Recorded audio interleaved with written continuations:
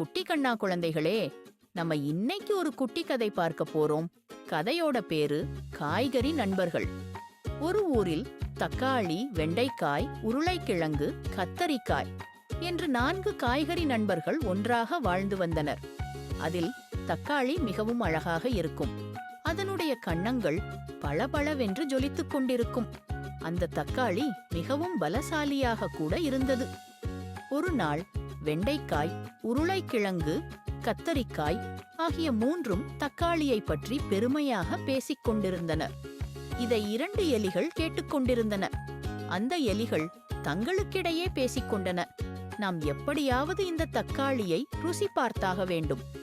எனவே அந்த 2 எலிகளும் இரவு தக்காளி தூங்கும் போது அதை கடத்தி செல்லலாம் என்று முடிவெடுத்தனர்.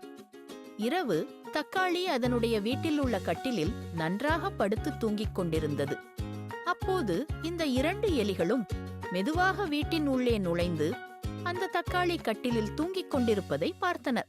உடனே அந்த 2 எலிகளும் தக்காளியை படுத்திருந்த கட்டிலோடு தூக்கிச் செல்லலாம் என்று முடிவெடுத்தனர்.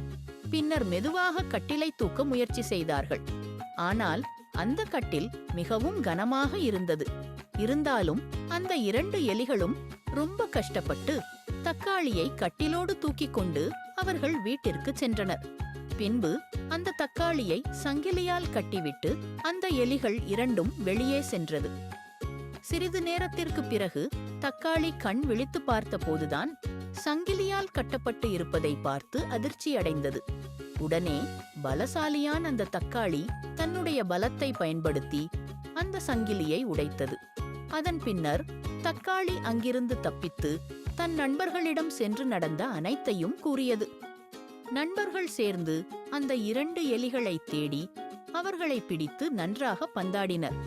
அதன் பிறகு அந்த எலிகள் 2 பேரும் அவர்களிடமிருந்து அடி வாங்கிக் கொண்டு வலியால் அழுது கொண்டே தங்களுடைய இடத்தை தேடி ஓடினர். அப்போதுதான் அந்த எலிகளுக்கு அந்த 4 நண்பர்களின் ஒற்றுமையை பற்றி புரிந்தது. நம்ம குட்டி கண்ணா சேனலுக்கு லைக் போட்டு சப்ஸ்கிரைப் பண்ணிக்கோங்க. பை பை குட்டீஸ்.